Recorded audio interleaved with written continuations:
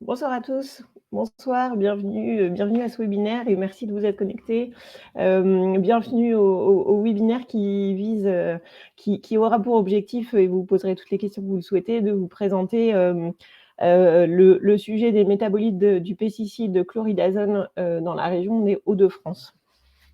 Je remercie toutes les URPS qui ont accepté d'organiser ce webinaire avec nous, puisque l'idée est vraiment de vous apporter toutes les informations utiles pour répondre aux patients qui pourraient vous poser des questions. Je vais faire un rapide tour d'écran, puis laisser chacun se présenter au moment de son intervention. Donc, je suis le docteur de Pourville, je travaille à l'Agence régionale de santé des Hauts-de-France avec Madame Virginie Leroux-Montaclair et Madame Marie Fiori, tous deux ingénieurs du génie sanitaire. Nous avons la chance et l'honneur d'accueillir professeur Lévy, que je laisserai présenter. Voilà, notre objectif vraiment ce soir est de pouvoir vous expliquer et de vous donner toutes les réponses, ou en tout cas celles que nous avons aux questions sur les métabolites de pesticides. En termes de méthode, n'hésitez surtout pas à poser toutes les questions que vous souhaitez sur le chat. On essaiera d'y répondre soit à l'oral avec l'aide du docteur Tréhou et du docteur Temprement, ou à l'écrit pour le chat. Et n'hésitez pas aussi à nous faire toutes les remarques que vous voulez sur le format qu'on vous propose, puisque l'idée est bien qu'on communique sur les sujets de santé environnementale qui vont se présenter au fur et à mesure de l'actualité, comme vous le savez sûrement. Alors, on y va pour quelques propos introductifs. J'espère que vous voyez tous bien la présentation. Évidemment, il y a un diaporama assez long. On n'ira probablement pas sur tous les détails de cette présentation pour ne pas assommer. Et bien sûr aussi, on fera des pauses régulières pour que vous puissiez poser des questions et surtout qu'on puisse répondre à vos questions. Quelques définitions de base pour la suite. Qu'est-ce qu'un pesticide et quelle définition est utilisée dans cette présentation?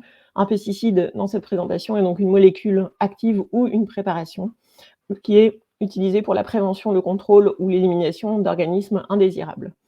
Ces pesticides, qu'on appelle aussi donc insecticides, herbicides ou fongicides, je me permets de préciser que cette définition est introduite ici, puisque par exemple, on ne traitera pas des biocides ou de certains produits qu'on connaît bien et qu'on peut prescrire, comme par exemple les biocides utilisés contre les poules au traitement de la gale. Donc on est vraiment sur les herbicides de type insecticide, herbicide, fongicide.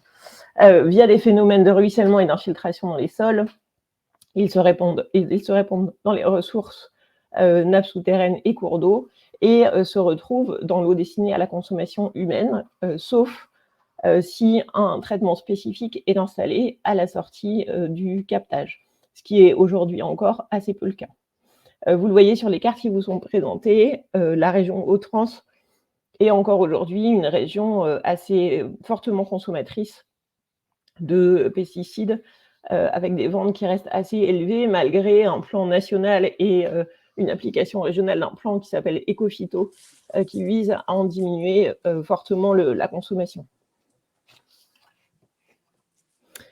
On parle ensuite de métabolites de pesticides. Alors, un métabolite, ça vous connaissez tous la définition, c'est vraiment du rappel. Un métabolite, c'est donc une molécule issue de la dégradation, de la transformation de la molécule active de pesticide. Donc, on vous parlera un peu plus tard précisément de la chloridazone, qui est le pesticide, et des métabolites de la chloridazone qu'on a retrouvés dans l'eau potable des Hauts-de-France. Pour vous donner une vision assez large de la façon dont on peut être exposé, dont les patients qui vous poseront des questions pourraient être exposés aux pesticides. Vous le voyez, il y a une exposition directe par l'alimentation ou la profession ou les usages domestiques, par ingestion, inhalation ou contact. Et il y a aussi une série d'expositions indirectes via la contamination, soit de l'air, soit de l'eau. Et c'est là où on retrouve, par exemple, donc l'eau est doublement indirecte, puisque, par exemple, via l'eau d'arrosage et la consommation d'aliments autoproduits, on peut être à nouveau exposé aux pesticides, et l'eau potable par sa contamination par les pesticides. Donc, l'exposition aux pesticides des patients qui seront à vous ou des habitants de la région est estimée, ou en général, à 5 à 10% en fonction de la molécule de la totalité des expositions. Je vais rapidement passer après ces quelques propos et définitions introductifs sur les effets des pesticides sur la santé. Nathalie, Notamment, excusez-moi de vous interrompre, je oui, voudrais préciser aux participants que toutes ces slides vont être disponibles. Vous n'êtes pas obligé de prendre des notes oui, dans la réunion, ou de faire des ainsi copies. qu'un replay du webinaire sera à votre disposition. Oui, tout à fait. Est-ce qu'il y a j'en profite du coup, il y a des questions ou pas, Dr. Féou, déjà? Non, pas de questions pour le moment. Pas encore. Pour l'instant, c'est bon. N'hésitez pas en tout cas. Donc, sur les effets des pesticides sur la santé, je vais vous parler notamment d'une publication d'une revue de la littérature internationale réalisée par l'INSERM qui visait à mettre à jour une revue de la littérature déjà faite de 2013. Donc là, elle est datée assez récemment de juin 2021. Et quelques propos et présomptions, niveau de présomption entre certaines pathologies et les niveaux d'exposition aux pesticides. De façon générale, en France, la première constatation est que les habitants en France sont contaminés de pesticides via l'alimentation, via l'environnement extérieur et via les environnements intérieurs, puisque là, on ne parle pas, par exemple, de la qualité de l'air intérieur, mais c'est vrai que c'est une exposition très fréquente et très forte que vous retrouvez chez vos patients. Donc, en considérant les études, donc c'est une revue de la littérature, donc c'est-à-dire que du coup, là, sur l'exposition au milieu professionnel, l'objectif était de considérer les études sur les populations qui manipulent ou qui sont en contact avec des pesticides régulièrement et qui sont donc a priori les plus exposés aux produits. L'expertise et la revue de la littérature confirment une présomption forte d'un lien entre l'exposition aux pesticides et 6 pathologies: les lymphomes non hodgkiniens, le myélome multiple, le cancer de la prostate, la maladie de Parkinson, les troubles cognitifs et la BPCO aux bronchites chroniques.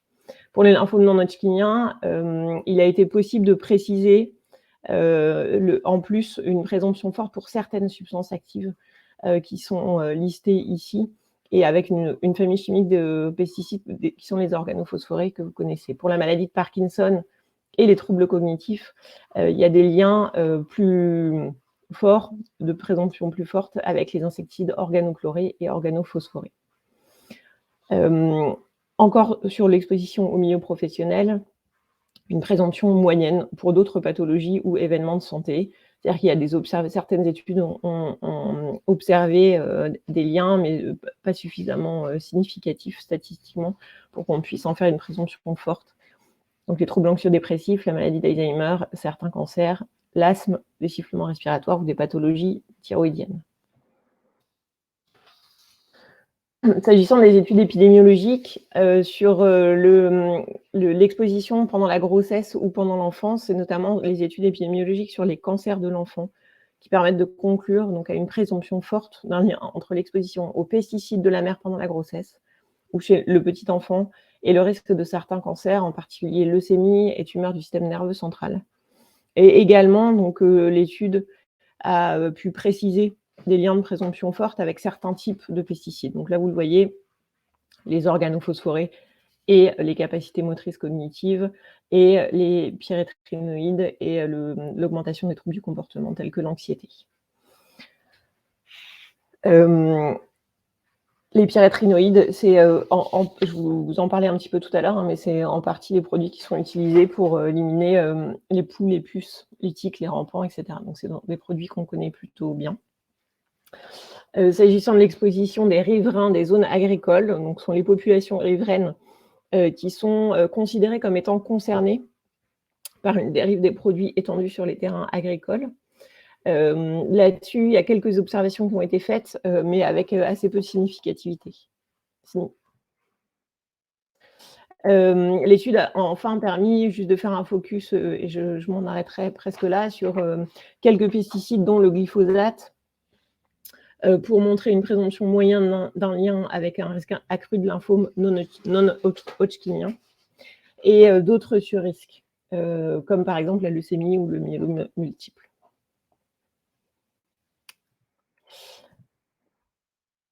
Un dernier point pour vous présenter, sans entrer dans le détail, des études qui sont en partie menées en région.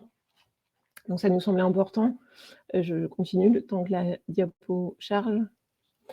Ça nous semblait important de vous en parler, peut-être, parce que vous avez pu inclure des patients ou que des patients vous en ont parlé ou que d'autres professionnels vous en ont parlé. Donc il y a l'étude AgriCan ou AgriCan, Agriculture et Cancer, qui est une étude menée par la MSA, donc la Mutualité sociale agricole, répartie sur 11 départements et qui fait un lien entre les expositions professionnelles agricoles et le risque survenu de cancer. Il y a plusieurs conclusions aussi qui ont été faites sur la survenue de maladies neurodégénératives comme la maladie d'Alzheimer et des pathologies respiratoires. Une autre étude qui s'appelle GeoCap Agri, qui est une étude de l'INSERM avec SPF, donc Santé publique France, et l'ANSES. Et enfin, une étude qui s'appelle MECO Expo, qui est une étude menée par l'équipe du CHU d'Amiens et avec Madame, là voilà, donc menée notamment par Madame Chardon qui participe au webinaire ce soir. Donc on remercie. Donc une étude de l'exposition, enfin de la recherche des pesticides et de leurs métabolites dans le méconium des enfants.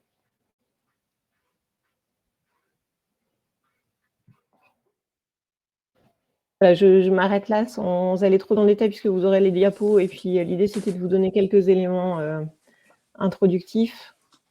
N'hésitez pas à poser vos questions si vous en avez. Oui, alors je ne sais pas si tous les participants voient comment poser les questions. Tout en bas, vous avez un onglet questions. C'est par là qu'il faut passer pour envoyer vos textes. Pour le moment, je n'ai pas de questions. Peut-être que du coup, je peux laisser la parole au professeur Lévy, notre expert du webinaire, et puis on verra si les questions viennent au fur et à mesure. Merci beaucoup. Merci pour votre invitation et bonjour à toutes et à tous.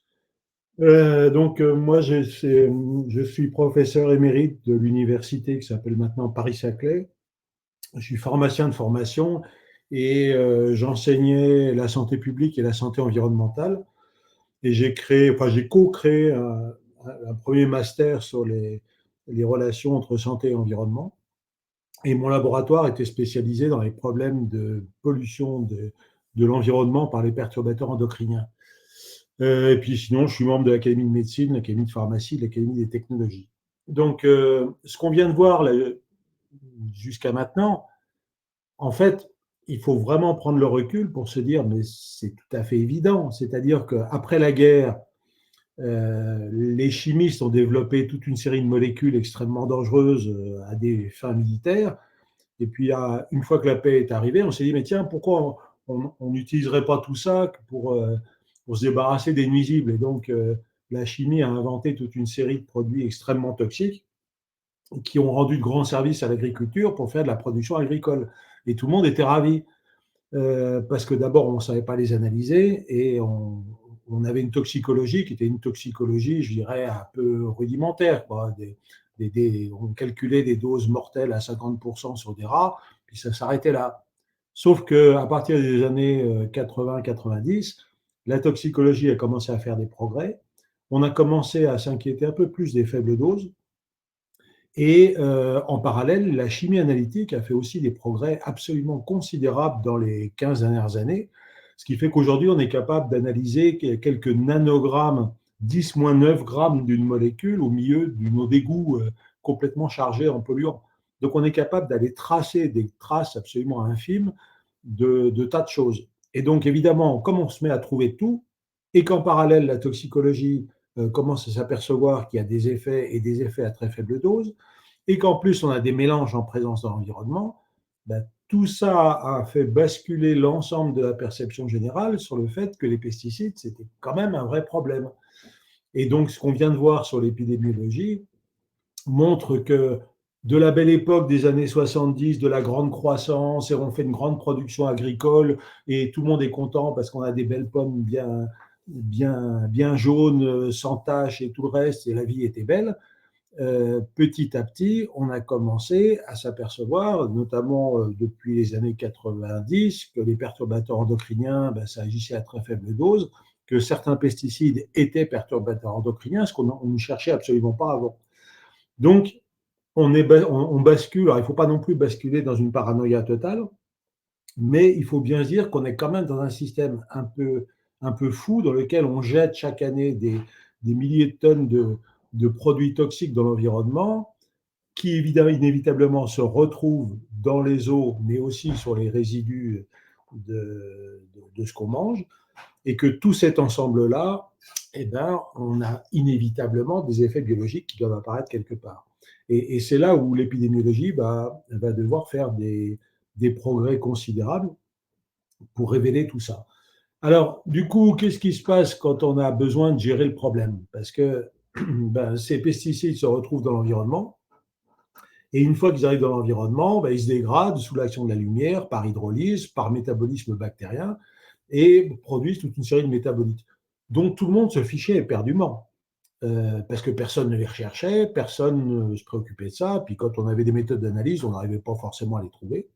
Sauf que maintenant, on sait les trouver et qu'en plus, on les cherche. Et donc, évidemment, quand on cherche quelque chose, on finit par le trouver. Et le premier grand boom qui est apparu, c'est avec un pesticide qui s'appelait l'atrazine, qui était très utilisé pour le maïs et qui a été à un moment le polluant numéro 1 de toutes les eaux, au moins en Europe. Et cette atrazine a fini par être interdite, mais ce qu'on découvre aujourd'hui, c'est ces métabolites de l'atrazine qu'on retrouve partout. Et donc les métabolites apparaissent, sont beaucoup plus stables dans l'environnement et restent très longtemps. Donc du coup, il faut gérer. Et comment on va gérer tout ça? Alors, l'élément qui apparaît dans la réglementation européenne, et là, vis-à-vis des gens avec qui vous discutez ou vous transmettez les informations, ce qui est très important, c'est de bien faire comprendre aux gens que ce n'est pas une affaire franco-française, que la France est dans l'Europe et que les réglementations, en particulier sur l'eau potable, sont des réglementations européennes, avec régulièrement des rassemblements de tous les experts européens, de toutes les compétences européennes qui font évoluer les normes sur l'eau. Donc, ce n'est pas une petite magouille qui pourrait se passer en France, c'est vraiment un travail intellectuel et scientifique de l'ensemble de l'Europe. Et la norme européenne sur l'eau potable dit on va faire une valeur de gestion, de valeur limite pour les pesticides et les métabolites pertinents. Et donc, c'est très bien, c'était écrit métabolite pertinent dans le texte, et après, il a fallu se poser la question, de dire au fait, c'est quoi un métabolite pertinent? Et donc, une fois que ça a été écrit dans le texte de la directive européenne, les différents pays ont commencé à se réunir, et la directive européenne dit un métabolite de pesticide est jugé pertinent pour les eaux, enfin pour les eaux potables, s'il y a des propriétés intrinsèques de ce métabolite qui sont comparables à celles de la substance mère. Ce qui veut dire en quelque sorte, si le métabolite est lui-même un pesticide, alors il est pertinent. Ce qui ne veut pas dire qu'il n'est pas inintéressant si ce n'est pas un pesticide, parce qu'à ce moment-là, ça devient un polluant chimique comme un autre. Mais s'il est lui-même pesticide, alors il est d'office pertinent. Donc, s'il possède des propriétés intrinsèques comparables à celles de la substance mère, en ce qui concerne son activité, cible le pesticide, ou qu'il fait peser par lui-même ou ses produits de transformation un risque sanitaire pour le consommateur. Donc, on a quand même eu enfin cette définition, mais il n'y avait pas vraiment de méthode standard pour définir la pertinence. Et donc, en France, c'est l'ANSES, l'Agence nationale de sécurité sanitaire de l'environnement et de l'alimentation, qui a été chargée d'établir cette pertinence.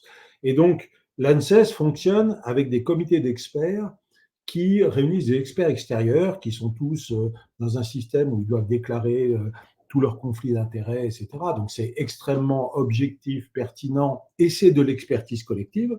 C'est très important, ce n'est pas un seul bonhomme dans un coin qui dit la vérité, c'est un ensemble d'expertise de ce qu'on considère un peu comme les meilleurs du domaine en France. Et ce comité a travaillé pendant plus d'un an pour élaborer la stratégie. Et donc, pour déterminer la pertinence d'un métabolite, je ne veux pas rentrer complètement dans les détails, mais il y a un tableau qui est présenté ici, qui est extrêmement clair, du genre, on commence par définir, y a-t-il une activité pesticide du métabolite, oui ou non? Si c'est oui, boum, il est pertinent, et on ne discute plus. Si c'est non, on va commencer à rentrer dans les données de la toxicologie en disant, est-ce que nous avons des informations sur sa génotoxicité? Et donc, s'il est génotoxique, on va le considérer comme pertinent, etc. Puis on descend ensuite sur les perturbateurs endocriniens, etc. Et donc, avec cet organigramme, on a une stratégie très claire qui est recherchons dans la littérature toutes les données scientifiques sur la molécule, et plus on a de données, plus on est capable de le considérer comme pertinent ou non pertinent. Et qu'est-ce que ça va changer? S'il est pertinent, ça veut dire qu'il devient, il rentre dans la norme de qualité d'eau potable qui dit il ne faut pas qu'il y ait plus de 0,1 microgramme par litre de la molécule dans l'eau potable ou pas plus de 0,5 au total de tous les pesticides rencontrés et métabolites pertinents. Mais s'il n'est pas pertinent, à ce moment-là, l'ANSES, en ayant déroulé l'ensemble du tableau, dit attention, c'est quand même un polluant de l'eau. Donc, si ce métabolite n'est pas pertinent, il y a quand même une valeur limite à lui adapter. Et donc, la limite de qualité pour l'eau potable dans toute l'Europe, c'est 0,1 microgramme par litre par molécule de pesticides ou métabolites pertinents et 0,5 microgramme par litre pour le total. Donc, si les gens vous demandent mais c'est quoi la norme sur les pesticides? Est-ce qu'elle est scientifique, pas scientifique? Non, très clairement, elle n'est pas scientifique. C'est une norme de gestion. Pourquoi? Parce que l'Europe a décidé d'appliquer une norme unique, en se disant on ne va quand même pas se prendre la tête à faire une norme pour toutes les molécules de pesticides, parce qu'on y passera des centaines d'années et on n'y arrivera pas. Alors que les Américains, eux, ont pris cette logique un peu de prendre molécule par molécule. Donc l'Europe a dit non, non, nous ce qu'on va faire, c'est qu'on va mettre une valeur limite mais la plus faible possible par rapport aux méthodes de détection et on l'appliquera à tous les pesticides, qu'ils soient toxiques ou pas toxiques, peu importe. Donc ce n'est pas une valeur scientifique, c'est une valeur de gestion protectrice pour la population à 0,1 microgramme par litre ou 0,5 pour le total. Donc, qu'est-ce qui se passe si jamais on fait une analyse de l'eau? Donc, les prélèvements sont effectués, envoyés dans un laboratoire certifié, agréé, avec tous les labels et tout ce qu'il faut. Le laboratoire déroule son analyse et trouve une molécule à une valeur supérieure à 0,1 microgramme par litre. Donc, l'eau n'est pas conforme. Théoriquement, on devrait dire l'eau n'est pas potable. Sauf qu'il faut bien voir que ça va dépendre de la valeur. Évidemment, si on se met à trouver des milligrammes de pesticides dans une eau potable, là, c'est clair qu'elle est toxique. Si on est à 0,11 au lieu de 0,1, on ne va pas considérer non plus qu'elle est extrêmement toxique pour la population. Donc, il y a un examen. D'abord, on va répéter les analyses pour vérifier si ce n'est pas une erreur, si ce n'était pas une pollution temporaire. Et ensuite, si le dépassement est très faible, on va se débrouiller assez rapidement pour revenir à la bonne situation. Si la contamination est très élevée et que ça devient très difficile de gérer, il va falloir trouver des solutions. Et on va en reparler après, c'est qu'il faut pouvoir trouver quelque chose. Donc, si on n'a pas le choix, par exemple, de trouver une autre ressource, alors actuellement, c'est ce qui se passe dans un certain nombre d'endroits, un village est contaminé, enfin, son eau est contaminée dans son forage, parce qu'en France, à peu près 60% des eaux potables viennent des eaux souterraines. Donc, la nappe autour du village est contaminée, et on s'aperçoit que le village, à quelques kilomètres, lui, n'a pas de problème. Donc, on peut tirer une canalisation entre les deux villages. Si l'ensemble de la nappe est pollué, ça veut dire qu'il va falloir mettre des traitements. Et pour traiter, par exemple, on utilise du charbon actif qui peut fixer un certain nombre de ces molécules, pas forcément toutes, mais un certain nombre. Mais le temps de trouver le financement, de bâtir le dossier, de mettre en place l'unité de traitement, etc., ça demande quelques mois, voire parfois une année et demie. Donc, pendant ce temps-là, il faut faire quelque chose. Et donc, il faut utiliser des procédures de gestion. Donc, qu'est-ce que la France a décidé? C'est d'appliquer des valeurs transitoires. C'est-à-dire de permettre aux autorités sanitaires de dire la situation doit se gérer, on ne va pas couper l'eau à tout le monde. Déjà, de toute façon, il ne faut jamais couper l'eau complètement, il faut laisser de l'eau dans les canalisations, mais on peut dire aux gens de ne pas la consommer. Et on applique une valeur de gestion transitoire le temps qu'une usine soit mise en place. Et donc, ce qui s'est passé, c'est qu'on a défini ce qu'on appelle une Vmax, une valeur sanitaire transitoire maximale, qui, elle, est une valeur scientifique. C'est-à-dire qu'on a demandé à l'ANSES, toujours dans ces comités d'experts avec des experts universitaires, toxicologues reconnus, etc., et compétents, de dire recherchez dans la littérature scientifique tout ce que vous avez comme toxicologie, comme élément toxicologique sur la molécule. Et donnez-nous la valeur maximale tolérable qui ne fait courir aucun risque à la population. Et évidemment, ces valeurs, elles sont supérieures à 0,1 parce que beaucoup de ces molécules ne sont pas très toxiques. Et donc, les gens sont assez surpris parce qu'on leur dit, voilà, la norme européenne est à 0,1 microgrammes par litre et vous mettez une valeur maximale qui est à 200, 300 ou 400. C'est incompréhensible, votre histoire. Mais c'est parce que la valeur 0,1, c'était de la gestion, donc c'est une valeur politique, si on veut, alors que la Vmax est une valeur scientifique. Donc, vous voyez, les gens qui sont un peu perdus dans ces éléments-là, il faut bien leur expliquer qu'on applique en période temporaire une valeur maximale extrêmement scientifique qui est basée donc sur toute la littérature et les articles scientifiques qui existent. Mais ça ne veut pas dire que les responsables vont se contenter de rester là-dessus. C'est une valeur transitoire le temps qu'on puisse revenir à la valeur réglementaire de 0,1. Et souvent, ces valeurs Vmax, elles sont supérieures à 0,1. Alors, il se pose encore un autre problème, c'est par exemple, il est impossible d'établir une Vmax parce que les données scientifiques ne sont pas suffisantes. Ah, problème. Et pourtant, il faut bien gérer. Et donc, le ministère s'est retourné vers le Haut Conseil de santé publique en disant, bon, l'Agence nationale de sécurité sanitaire, l'ANSES, elle établit les Vmax, elle établit la pertinence. Vous, le Haut Conseil de santé publique, avec vos comités d'experts, vous êtes plus dans la gestion, qu'est-ce qu'on fait? Et le Haut Conseil de santé publique a émis un avis fin 2021 pour dire il faut qu'on puisse mettre en place une valeur de gestion qui soit la plus logique possible. Et on a regardé un peu ce que faisaient les autres, parce que c'est toujours intéressant d'aller voir ce que font nos voisins européens.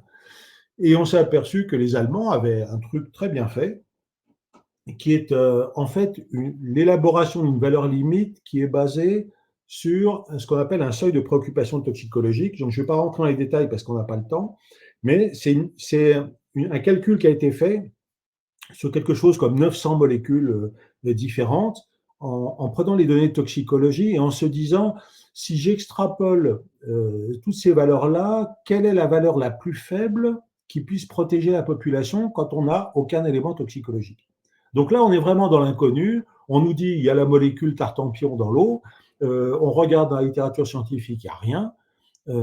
Et donc, il faut bien appliquer quelque chose.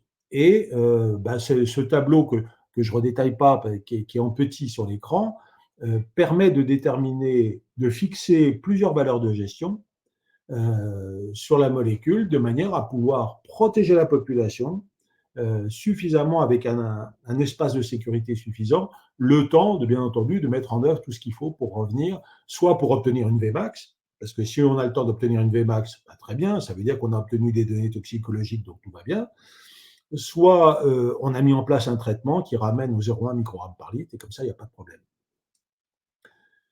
Donc, vous voyez, c'est un peu compliqué à expliquer aux gens, mais en fait, ce qu'il faut, c'est que les gens comprennent qu'on a vraiment des comités d'expertise nationaux, que ça ne tombe pas par hasard, que soit on a des données scientifiques et on peut donc protéger la population par une Vmax parfaitement bien établie, soit on n'a pas de données et on va donc appliquer des valeurs qui ne vont pas dépasser 3 microgrammes par litre et qui permettent de gérer la situation le temps que la mairie ou le service des eaux mettent en place un traitement pour revenir à la valeur réglementaire de 0,1. Donc ces valeurs sanitaires transitoires, elle n'est pas vraiment scientifique, c'est une valeur de gestion et c'est une valeur qui permet de protéger l'ensemble de la population. Donc sur les métabolites de chlorhyde d'azote, le ministère de la Santé a pris la valeur qui était celle aussi utilisée en Allemagne de 3 microgrammes par litre. Et c'est là où le Haut Conseil de santé publique a d'ailleurs recommandé qu'il y ait une harmonisation qui se fasse dans toute l'Europe de cette méthode, de manière à ce que tous les pays aient la même conclusion. Et ça sera très bien. Espérons que ça va se faire le plus rapidement possible. Et en tout cas, le ministère de la Santé a suivi l'avis du Haut Conseil de santé publique et a donc mis cette valeur de 3 microgrammes par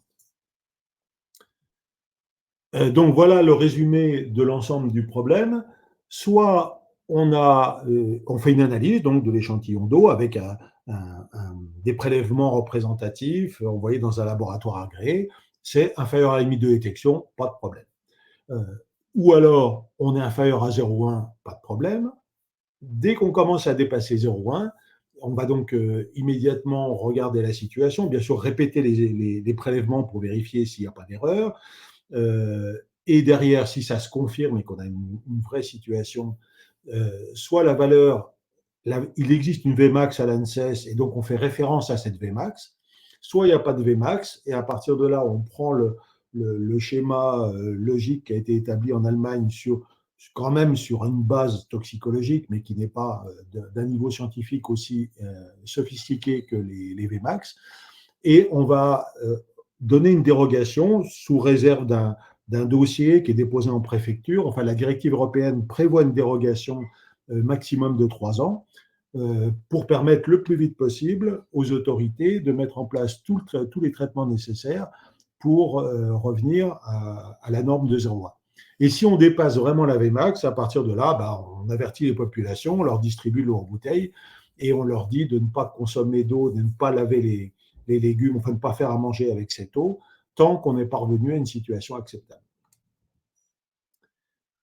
Donc voilà, vous voyez, c'est un schéma que les journalistes ont parfois du mal à comprendre parce qu'ils se disent mais qu'est-ce que c'est que cette opposition entre un 0,1, un 300, un 0,9, etc. Alors bien sûr, ce n'est pas très facile à expliquer, mais en fait, derrière, c'est extrêmement clair. C'est où on a des données scientifiques et il n'y a pas de problème, on peut calculer une Vmax et on protège la population, où il n'y a pas de données scientifiques et il faut bien faire quelque chose.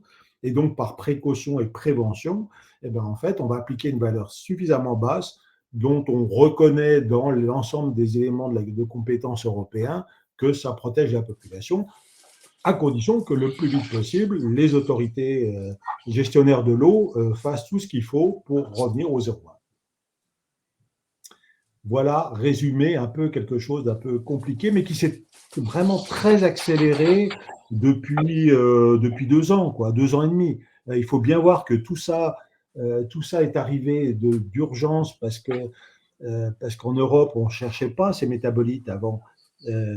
Et tout ça s'est accentué depuis, mettons 2 ans, 2 ans et demi. Et donc, il a fallu immédiatement que tout le monde mette en place des procédures de gestion. Et c'est normal que les gens n'aient pas entendu parler avant parce que c'était un problème qui n'était pas connu. Si vous avez des questions. Oui, professeur, justement, il commence à avoir des questions. J'ai une question très technique. Bonjour, comment expliquez-vous que l'ARS de Hauts-de-France ait déterminé une Vmax provisoire de 44 microgrammes par litre en 2022? Alors, c'est parce que pendant que le Haut Conseil de santé publique travaillait de son côté, le ministère avait prévenu les ARS en leur disant il y a un travail en cours, mais pour gérer vos systèmes d'eau dans la situation où vous êtes, vous pouvez vous-même fixer une valeur et l'ARS avait fait référence à un document du Conseil supérieur d'hygiène publique de France qui datait d'il y a, je ne sais plus, une quinzaine d'années, et qui, à l'époque, avait dit si on prend une valeur qui est très inférieure par rapport à la valeur limite connue de la molécule mère, on peut penser que là, on protège suffisamment la population.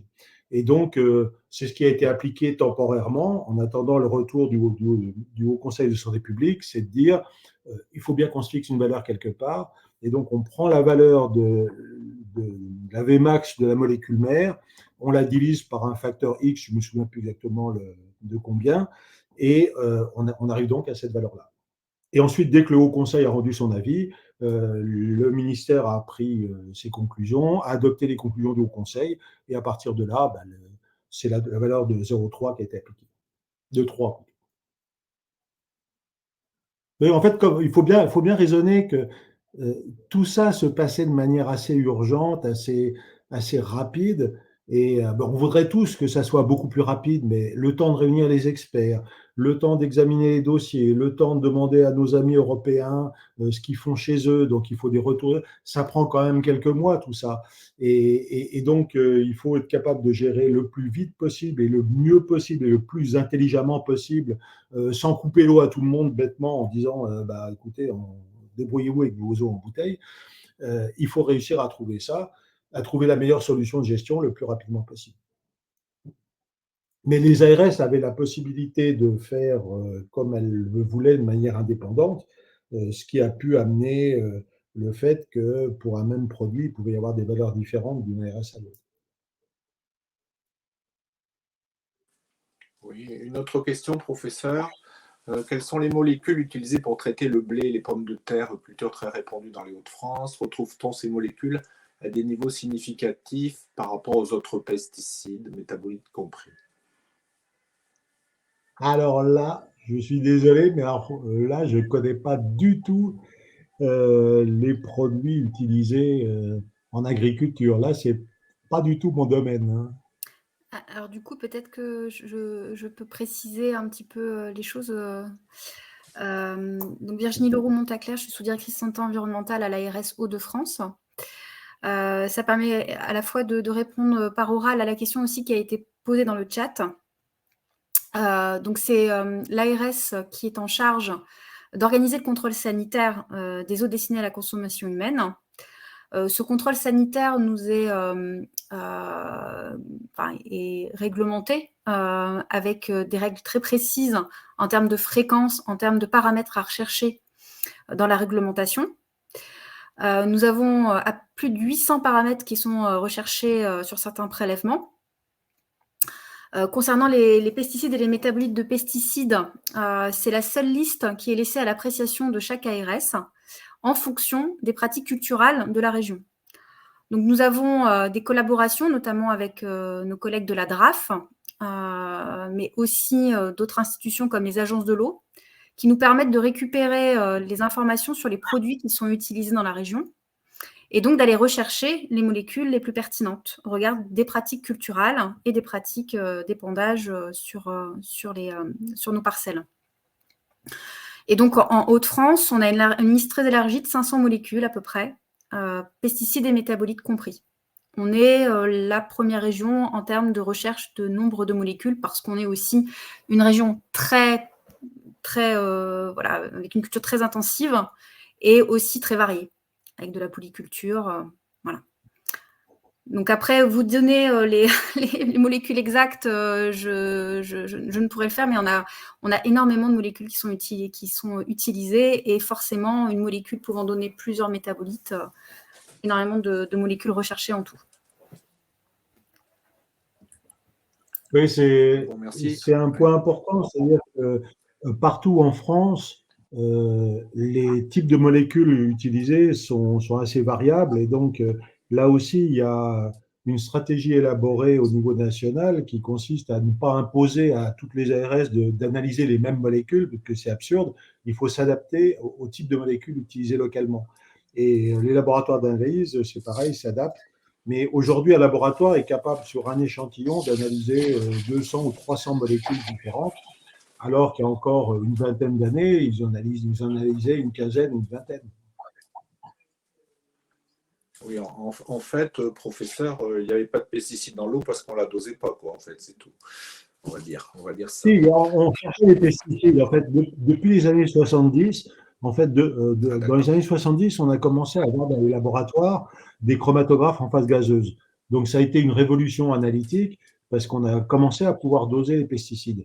Mais on a analysé les molécules mères. Et donc, alors, ce qu'il faut citer au passage, je fais une petite diversion, mais c'est pour dire, on parle toujours de la pollution de l'eau parce qu'il y a des données. En fait, il y a beaucoup d'analyses qui sont faites.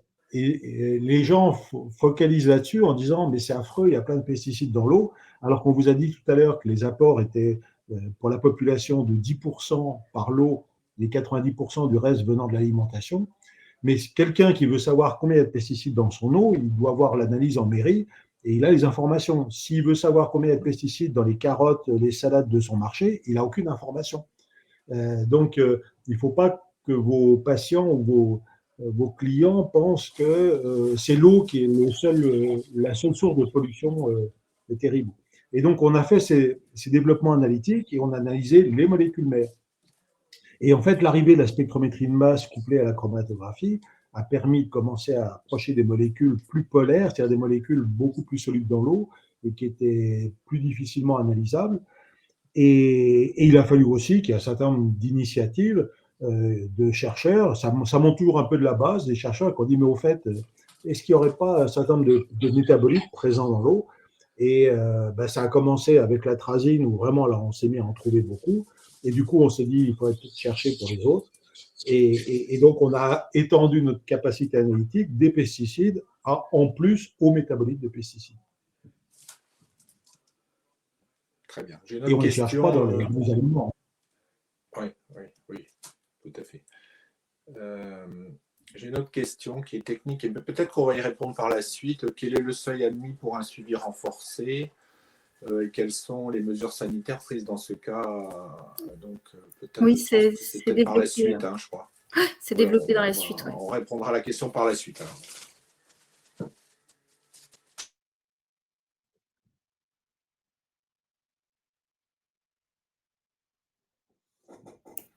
Du coup, je prends la suite. Tout à fait. Ok. Donc, pour revenir sur la chloridazone, donc ces métabolites, puisque c'est bien cette molécule et surtout ces métabolites qui nous ont posé problème les mois derniers, années dernières. Donc la chloridazone, qu'est-ce que c'est? C'est un herbicide qui a été utilisé sur plusieurs cultures, mais principalement sur la betterave, et qui est commercialisé depuis les années 60, et dont la fin de mise sur le marché date de 2020. Donc, qui a été utilisé sur ce laps de temps. Le FSA, donc, qui est l'Agence européenne de sécurité des aliments, qui est chargée de l'homologation en fait, des pesticides dans l'Europe, n'a identifié aucun potentiel cancérigène ou mutagène de cette molécule mère. C'est une molécule qu'on recherche depuis plusieurs années, puisque très utilisée, et qui n'a jamais été détectée au-delà de 0,1 microgramme par litre, mais de temps en temps détectée en quantité très, très limitée. Et ayant une valeur maximum sanitaire assez haute, de 222 microgrammes par litre, puisqu'on n'a jamais dépassé les 0,1, on n'a jamais eu d'alerte sanitaire sur cette molécule mère. Les métabolites de la chloridazone, donc il y en a deux, la chloridazone d'esphényl et la chloridazone méthylesphényl, l'une étant aussi la fille de l'autre, voilà, c'est une dégradation en chaîne. Le FSA n'a jamais identifié de risque sanitaire sur ces molécules. Elles ont été classées pertinents, alors entre guillemets par précaution par l'ANSES, l'ANSES ayant estimé qu'il y avait un manque de données robustes dans les protocoles toxicologiques qui étaient fournis par les producteurs de la molécule. Et donc, sur la base de ce classement comme pertinent, naturellement, l'ARS l'a intégré en 2021. L'avis est sorti en 2020. Et dès le 1er janvier 2021, nous l'avons intégré dans le contrôle sanitaire. Donc, on l'a rajouté dans les molécules à rechercher.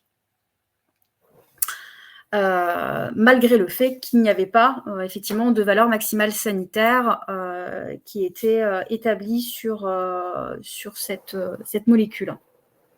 Et à l'époque, en 2020, nous n'avions pas encore les valeurs sanitaires transitoires, comme l'a expliqué le professeur Lévy. Et donc, à partir du moment où on l'a recherché, on l'a trouvé.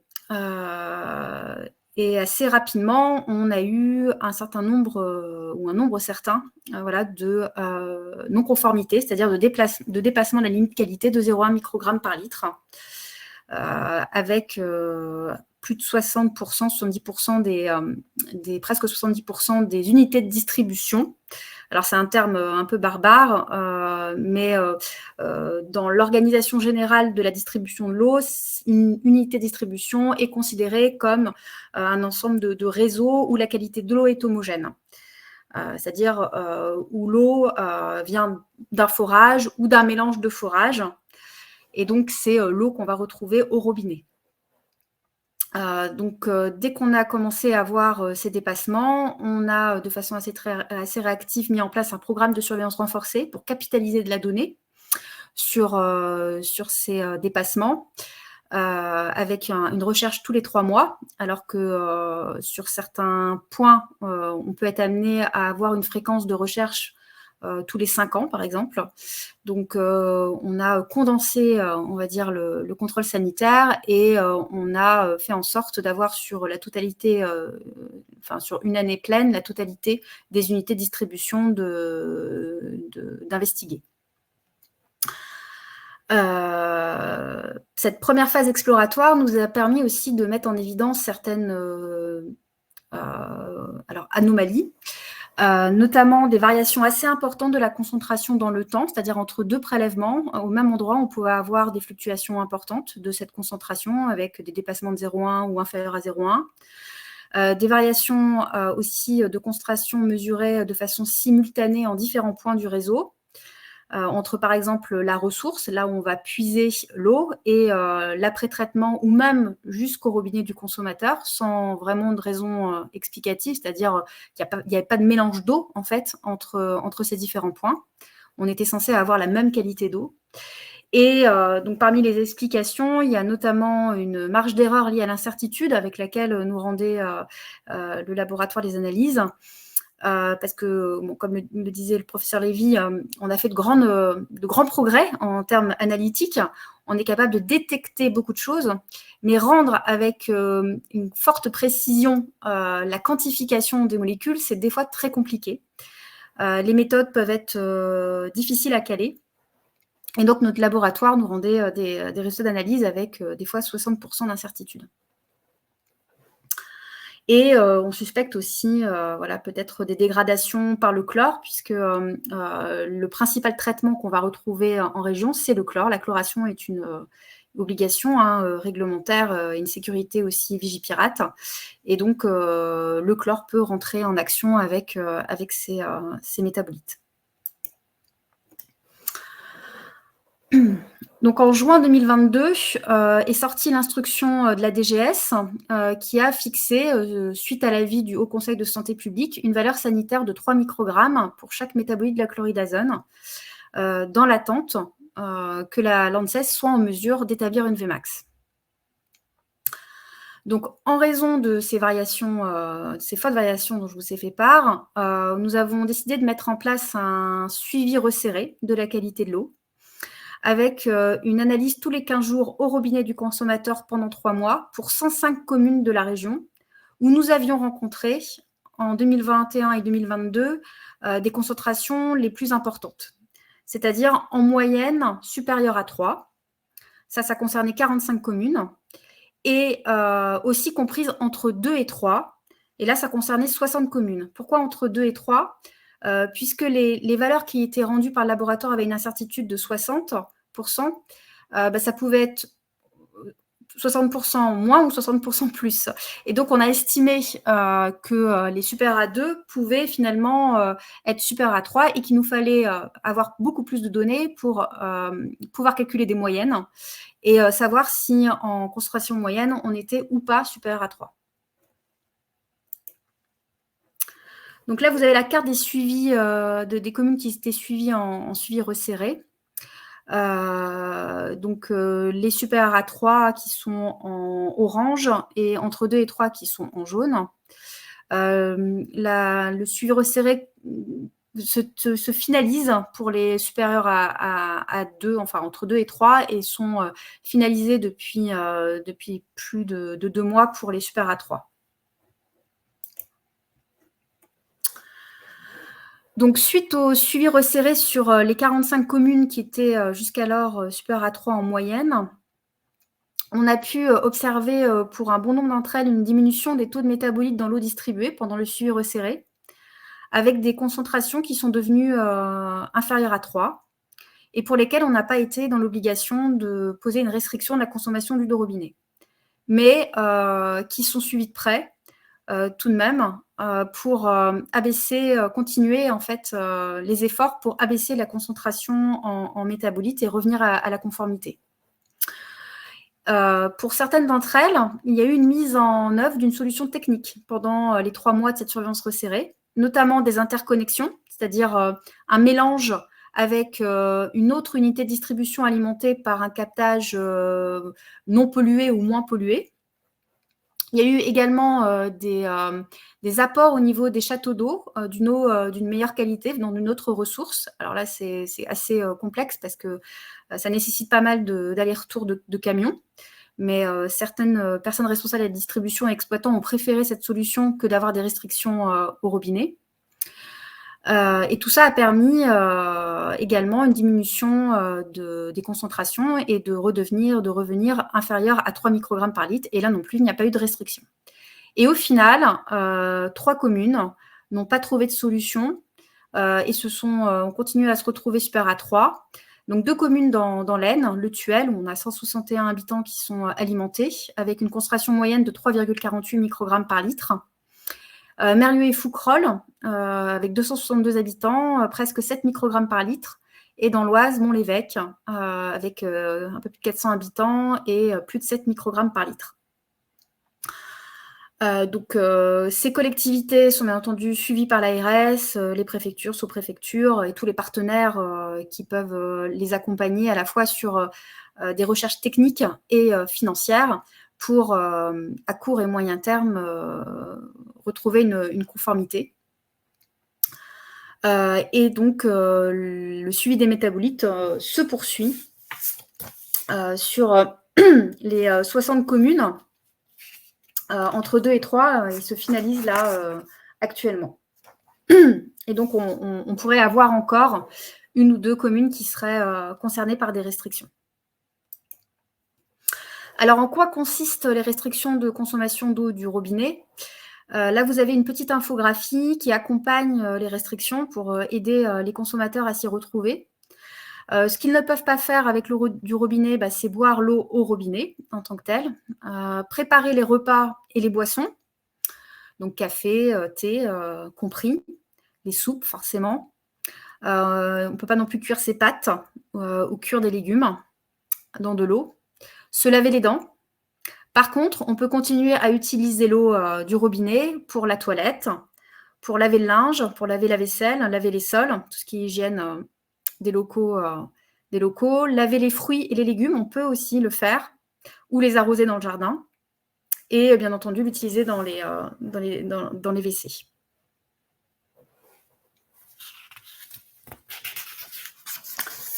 Voilà, j'ai fini cette partie de présentation sur les mesures de gestion qui ont été mises en place suite au dépassement. D'accord, merci. Il y a une question là, peut-être qui est un peu technique. On demande quelle est l'importance de la géologie du terrain pour concentrer les produits d'infiltration et pour définir le temps d'apparition dans les nappes. Les produits biopersistants sont-ils plus dangereux par risque de concentration? Ce qui expliquerait peut-être justement que suivant les semaines, on a des taux différents. Je ne sais pas si la géologie intervient beaucoup là-dedans. Alors, c'est des... il y a... Ouais, allez-y. Oh, pardon, allez-y. Non, je vous en prie, vous êtes plus sachant que moi. Allez-y. Non, mais disons qu'il y a 2 facteurs. Il y a l'hydrogéologie, c'est-à-dire en fait les mouvements d'eau dans le sol. Si la nappe est une nappe à renouvellement assez rapide, l'eau en sous-sol va s'éliminer assez facilement. Puis en plus, si on pompe beaucoup dans la nappe, on va éliminer cette eau. Et donc, ça peut faire changer les variations. Mais en général, c'est quand même des renouvellements qui sont assez lents. Les nappes qui sont sous la région parisienne, c'est une eau qui peut avoir plusieurs centaines d'années. Donc, du coup, c'est un renouvellement qui est quand même assez lent. Le deuxième élément, c'est la microbiologie du sol, c'est-à-dire les bactéries vivent dans les premiers 30 cm du sol et les bactéries vont biodégrader tout ce qu'elles peuvent biodégrader.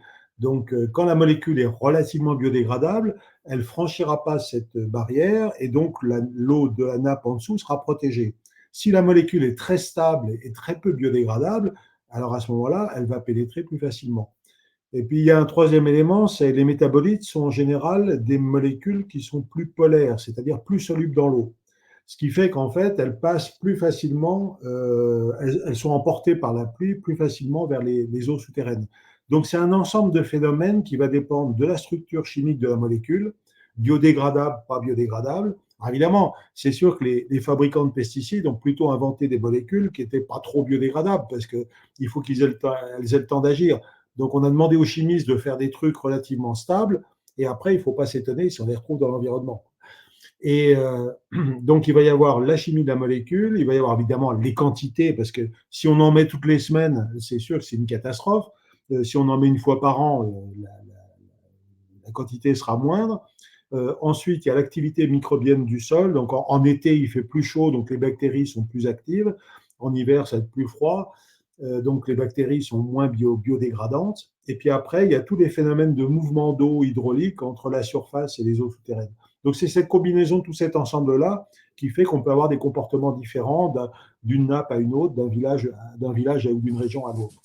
En fait, on est vraiment là, aujourd'hui, en face de nos responsabilités. C'est-à-dire notre société, enfin nos sociétés en général, pas que l'Europe, ont mis en place un système pour une productivité agricole intensive qui a rendu bien des services à beaucoup de monde. On n'a peut-être pas été assez vigilant sur les impacts sanitaires de ces molécules. Et donc aujourd'hui, on doit tous se rendre compte qu'en fait, on est en train de payer dans le traitement de l'eau de l'argent pour dépolluer de l'eau qu'on a polluée par ailleurs pour se produire nos produits agricoles. Donc c'est quand même, en soi, c'est quand même un peu délirant. C'est-à-dire, on a pollué notre environnement et maintenant, il faut qu'on le paye pour le dépolluer. Mais enfin, c'est comme ça et il faut donc qu'on aille vers une société, je dirais, plus responsable et une agriculture plus raisonnée pour réussir à faire en sorte, parce qu'à partir du moment où une nappe souterraine est contaminée, ça peut être une contamination qui va durer pendant des années. Vous voyez, le problème des nitrates dans l'eau en Bretagne, ça fait 35 ans, 40 ans qu'on en parle, on connaît tout, on connaît l'origine, on connaît les conséquences, on connaît enfin vraiment tous les éléments, on n'a toujours pas réussi à régler le problème. Parce que c'est un problème politique, économique, et qu'on continue à mettre des engrais partout. Et les pesticides, c'est pareil. On vous a dit tout à l'heure qu'on avait mis en place toute une politique, beaucoup de politiques d'aide aux agriculteurs pour réduire la quantité de pesticides. Alors, il n'y a pas que les agriculteurs, hein, il y a aussi la SNCF qui met des herbicides le long des voies ferrées, les communes qui en mettaient aussi beaucoup. Donc, on a mis en place toutes ces politiques et en fait, on s'aperçoit que ça n'a rien fait du tout et qu'on continue à consommer beaucoup trop de pesticides. Et donc, c'est cet excès-là qu'il faut diminuer. Tout à fait. Une autre question qui est beaucoup plus pratico-pratique, il y a plusieurs questions sur le sujet. Existe-t-il un moyen de filtrer ces eaux à domicile pour les rendre propres à la consommation?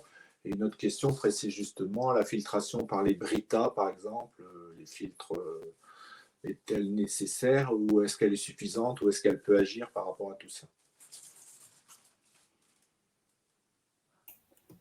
Ben, si je me permets d'intervenir, alors on ne va pas parler de marque, mais non, la réponse elle est non. Personne ne peut se permettre de dire je mets en place chez moi un dispositif dont je puisse garantir qu'il traite ces molécules, notamment en partie justement du fait qu'un certain nombre de ces métabolites sont justement très polaires et donc ils ne se fixent pas bien sur du charbon actif et donc les traitements ne sont pas forcément évidents. Donc ce qu'on va mettre en place dans un certain nombre de villes en France, en attendant que la situation naturellement revienne à la normale, c'est des traitements qui sont quand même pas évidents, soit avec du charbon actif, mais un vrai charbon actif très bien contrôlé, de très bonne qualité, et ou des systèmes de membrane qui filtrent l'eau, qui retiennent ces molécules. C'est pas du tout des trucs du niveau de ce qu'on achète dans les magasins de bricolage pour mettre chez soi, quoi. Donc, il est très clair que d'abord, les cartouches ne sont pas vendues pour potabiliser l'eau, et donc on ne peut pas avoir confiance dans le système parce qu'on n'a aucune garantie que ça puisse fonctionner. Enfin, en tant qu'ARS, on abonde le propos du professeur Lévy, c'est absolument pas une recommandation qu'on donne. On ne peut pas garantir effectivement les concentrations qu'il y a en résiduel dans l'eau et l'efficacité de ce type de dispositif. On a eu beaucoup d'échanges, nous, avec les exploitants, Veolia, Suez, qui développent les méthodologies, beaucoup effectivement de charbon actif, et on se rend compte de toutes les difficultés que eux ont dans les paramétrages de leur installation pour avoir des performances dans l'abattement de ces molécules. Et voilà, c'est pas un dispositif à la maison où on ne maîtrise aucun paramètre qui sera efficace sur ces molécules-là. Non, là, dans ces cas-là, si les gens sont inquiets et ne savent pas trop vers quoi se tourner, la seule solution, c'est qu'ils achètent des eaux en bouteille temporairement, mais pas à vouloir jouer au bricoleur, à monter des petits systèmes chez soi. Il n'y a aucune fiabilité là-dedans. D'accord. Ça rejoint du coup une autre question.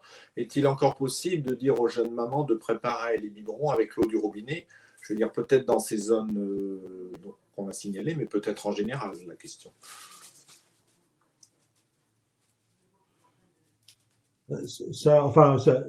D'abord, si on prend le niveau général, c'est toujours très difficile de répondre à cette question parce que ça dépend du logement de chacun.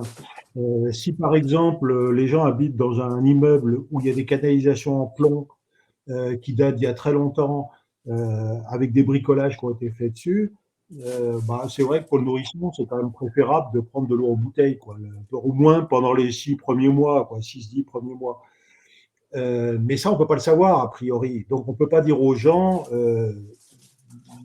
on va hésiter en fonction de votre situation. Donc, en règle générale, moi, je préconise aux mères de famille, et j'ai commencé par mes enfants d'ailleurs, en leur disant, écoute, pendant les 6-10 premiers mois, tu leur mets de l'eau en bouteille. Et attention, de l'eau en bouteille, pas trop minéralisée, hein, parce qu'il y a des gens qui, en plus, mettent de l'eau minéralisée dans l'eau des biberons. Comme le lait maternisé contient déjà les sels minéraux, il faut utiliser une eau en bouteille à faible minéralisation.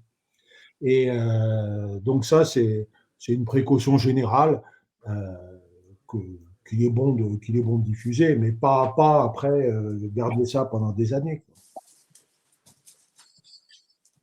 Je vous remercie. Alors, je vais prendre la suite. Donc, on a voulu vous présenter ici des éléments d'information qui peuvent vous être utiles pour vous et pour répondre aux questions de vos patients. Donc, sur cette diapo, on a rassemblé un peu des impressions d'écran de nos pages Internet. Donc, vous voyez, il y a plusieurs sources d'informations sur notre site Internet. Donc, sur cette diapo, voilà, vous retrouvez les liens où trouver ces informations. Donc, notamment la liste des 105 communes en suivi resserré. Des éléments de réponse à plusieurs types de questions sur la chloridazole et ses métabolites, sur la recherche de ces métabolites dans l'eau du robinet, sur les mesures prises de gestion, les mesures prises en Hauts-de-France, et notamment la liste actualisée des communes en restriction, et puis des éléments sur les impacts pour la vie quotidienne, notamment, par exemple, est-ce que les traitements individuels d'eau type filtre, carafe filtrante sont efficaces ou pas. Voilà, puis notre page avec des points essentiels. Donc, voilà, vous pourrez retrouver ces éléments sur notre site. On vous a repris ici quelques questions parmi les plus fréquentes. Donc, ça a déjà été abordé précédemment, mais est-ce que les métabolites ont un impact sur la santé humaine? Donc, comme indiqué, on n'a pas d'éléments à l'heure actuelle qui nous indiquent une toxicité des métabolites. L'EFSA avait indiqué qu'ils étaient de toxicité comparable ou moindre que la molécule mère. Or, elle n'a pas de potentiel cancérigène ou mutagène. Et puis, donc voilà, il y a un classement comme pertinent actuellement par l'ANSES pour des faiblesses dans les études, les protocoles toxicologiques qui ont à sa disposition, mais il n'y a pas d'éléments permettant de conclure quant à des potentiels mutagènes ou des potentiels génotoxiques de ces métabolites. Voilà ce qu'on sait actuellement, mais bon, il y a toujours des études en cours. Enfin, la recherche avance, mais a priori, on n'a pas d'éléments à ce stade. Pourquoi les recherchons maintenant? Donc ça a été présenté tout à l'heure sur le fait qu'on a l'ANSES qui a rendu un avis en 2020 indiquant un classement de ces métabolites comme pertinents. Donc, on les a intégrés en janvier 2021 au contrôle sanitaire. Et donc, ça fait partie des à peu près 800 paramètres qu'en Hauts-de-France, on recherche dans l'eau du robinet.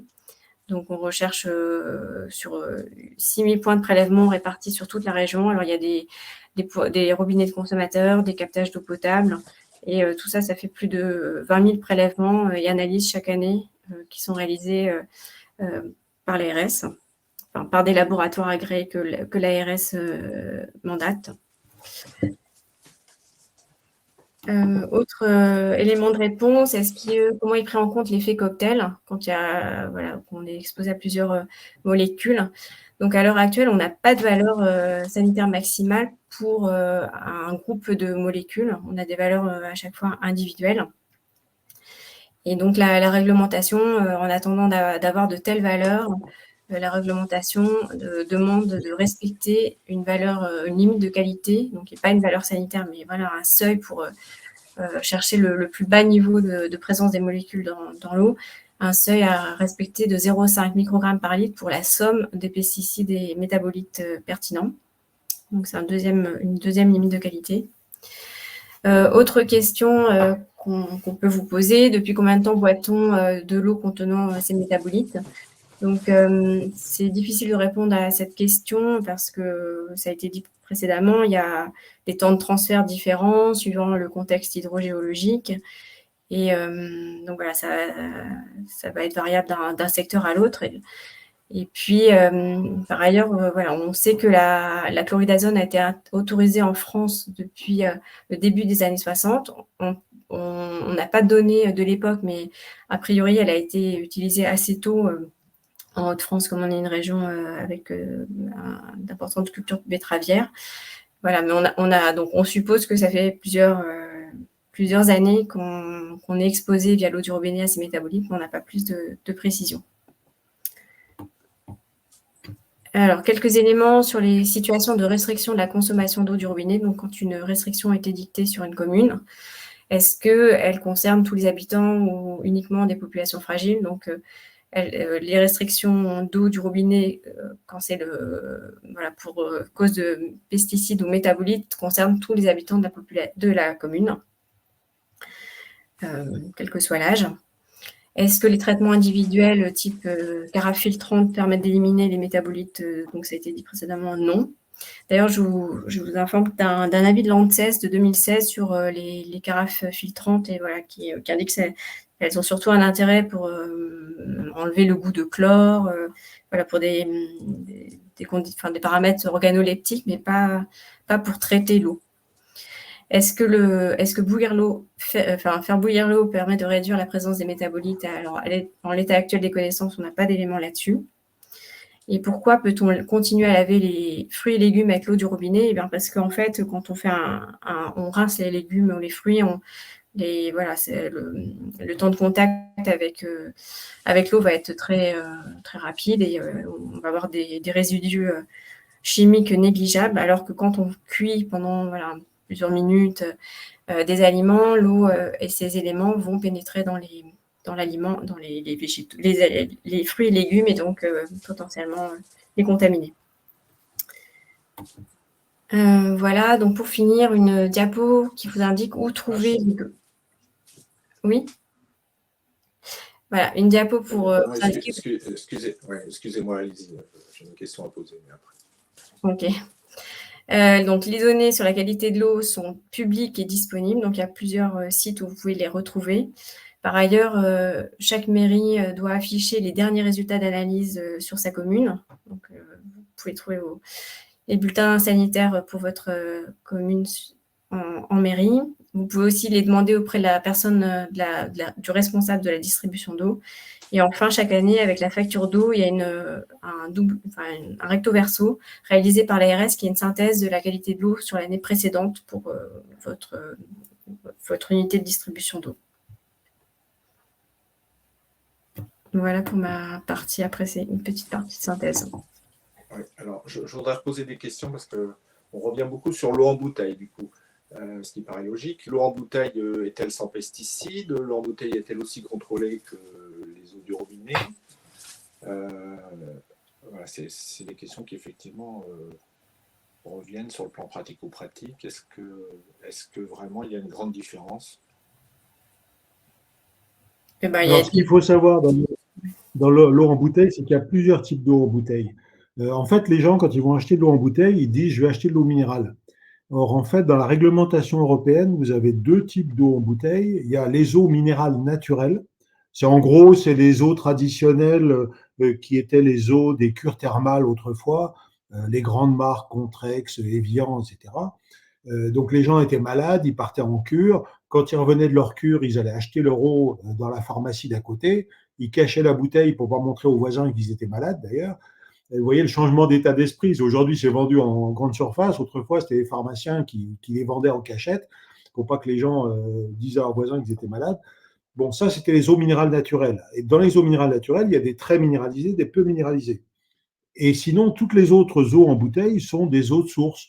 Et donc, il y a des communes dans lesquelles, au robinet, vous avez la même eau de source que celle qui est produite dans la bouteille d'à côté. D'ailleurs, à Volvic aussi, les gens, ils boivent l'eau de Volvic au robinet. Enfin, bon. Donc, il y a ces deux grandes catégories d'eau, et il y a des eaux en bouteille dans lesquelles vous avez une seule marque et 40 sources différentes. C'est l'eau cristalline. Cristalline est une marque, alors que la source est écrite en bleu clair sur le fond de l'étiquette, et les gens ne se rendent pas compte qu'ils n'achètent pas toujours la même eau. C'est-à-dire qu'ils achètent cristalline n'importe où en France, en pensant boire la même eau. En fait, il y a 40 qualités d'eau différentes selon les différentes sources. Donc tout ça, ça fait que pour le consommateur, c'est extrêmement flou. Et ce qu'il faut savoir, en fait, c'est qu'en général, l'eau du robinet est produite à 60% à partir d'eau souterraine en France. Les eaux en bouteille sont toujours des eaux souterraines. Or, en moyenne, les eaux souterraines sont quand même de meilleure qualité. Ce n'est pas une généralité, mais elles sont en général de meilleure qualité que les eaux de surface. Donc, du coup, le fait que ce soit des eaux souterraines, c'est déjà mieux protégé. Quand ce sont des eaux minérales naturelles, comme en général, les gens, ils n'ont qu'une seule source. On ne va pas fabriquer de la Perrier dans le Nord. La Perrier, elle vient de la source Vergès.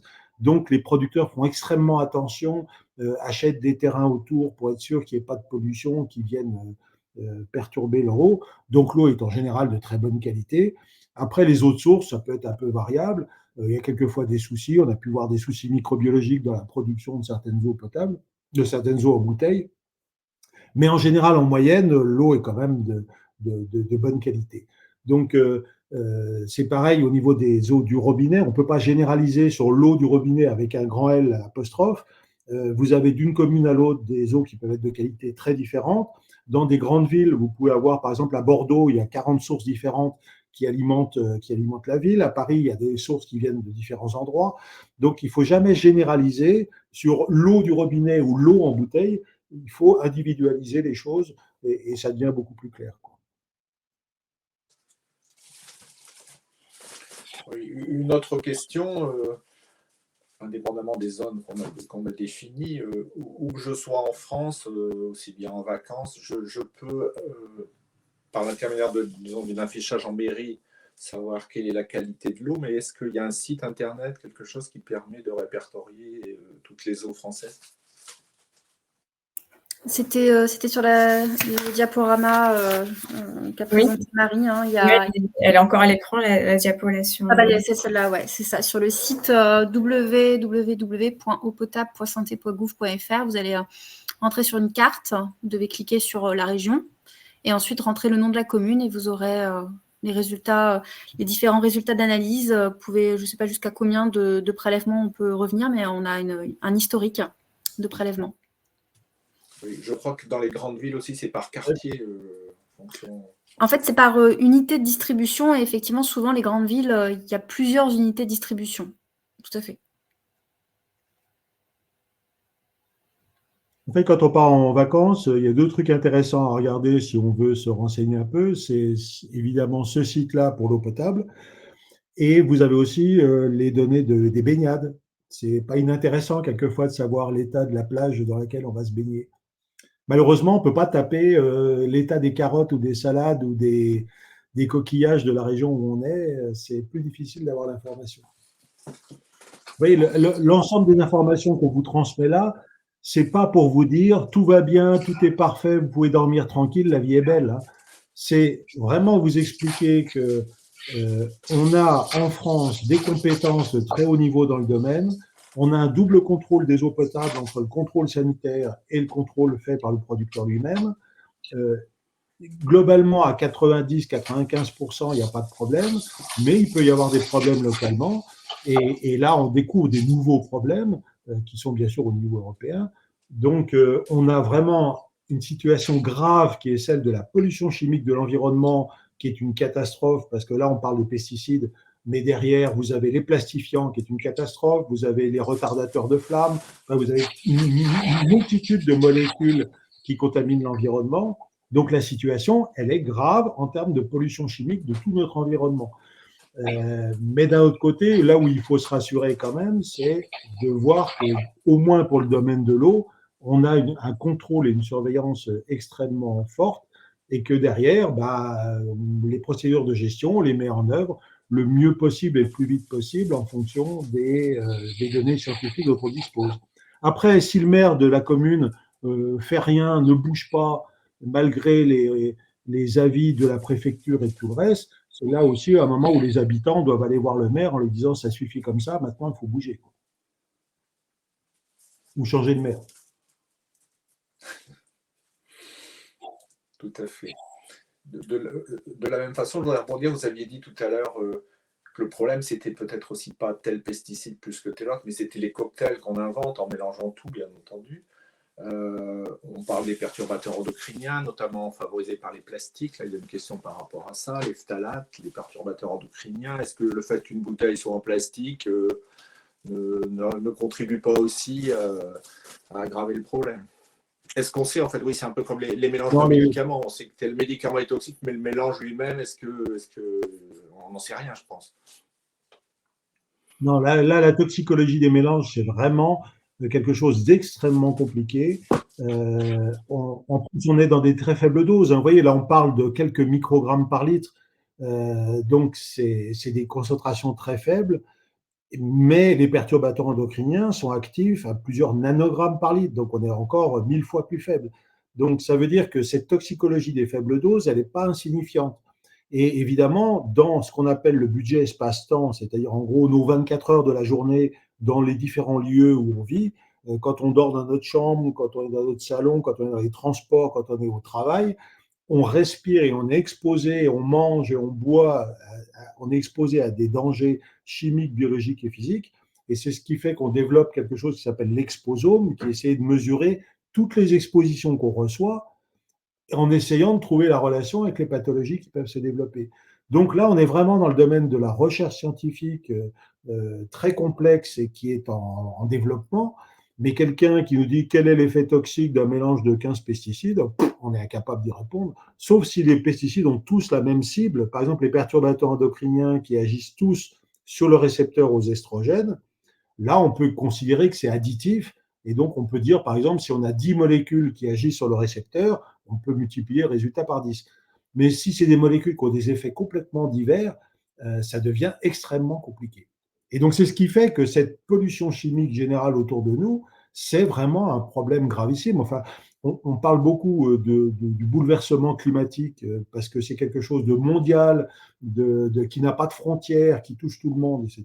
Mais on ne parle pas assez de cette pollution chimique qui est la même chose. Il n'y a pas de frontière à la pollution chimique. On trouve des PCB, donc des molécules polychlorées ultra résistantes. On les trouve dans la graisse des phoques ou des ours blancs du pôle Nord qui n'ont jamais vu un transformateur électrique de leur vie, parce que la chaîne alimentaire fait que cette pollution se diffuse partout. Donc c'est pour ça que la paranoïa, si on doit l'avoir, c'est sur cette multipollution chimique autour de nous. Mais derrière, il faut mettre en place toutes les procédures pour essayer de protéger notre environnement, de réduire cette émission de déchets systématiques un peu partout, et puis mettre en place les contrôles et les traitements adaptés pour produire des systèmes qui soient sains. Donc c'est très compliqué et ça, c'est en développement. Évidemment, c'est trop lent. J'aimerais bien que ça aille beaucoup plus vite. D'un côté, on ne peut pas demander à la science non plus d'aller répondre à des questions aussi complexes en quelques semaines. Mais c'est pour ça que je ne peux qu'insister sur le fait qu'on a besoin d'investir dans la recherche et dans une recherche de très bon niveau sur ce domaine-là. On crée des cancéropoles en France, ça pose des problèmes à personne de mettre l'argent là-dedans. Créer un toxico multipôle spécialisé dans le domaine en France ou en Europe, on l'attend encore, quoi.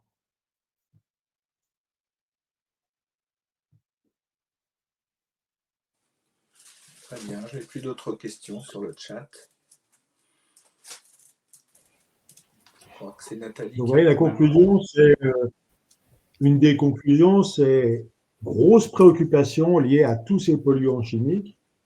Un développement quand même qui s'est accéléré avec des politiques de santé environnementale en Europe qui ont beaucoup progressé dans les 10 dernières années. C'est jeune, c'est en développement. Plus on découvre des choses en toxicologie, plus on s'aperçoit que ça devient compliqué, les relations avec le diabète, avec les malformations, il y a beaucoup de choses. Et donc, derrière, il faut mettre en place, et c'est ce qui est fait à la mesure des moyens qui y sont accordés, des mesures de gestion et de protection les plus protectrices possibles.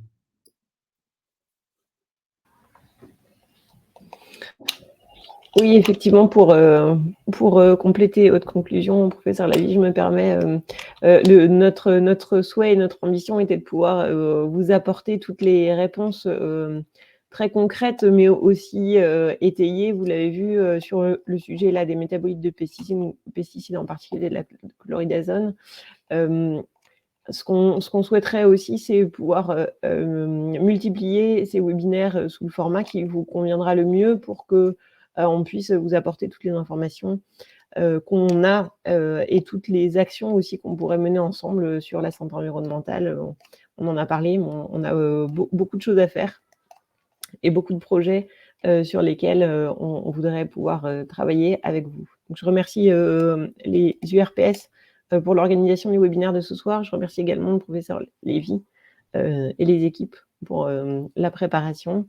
On reste à votre disposition pour toutes les questions qui vous viendraient au fur et à mesure, bien sûr, de la rencontre avec ce sujet. Merci. Merci beaucoup.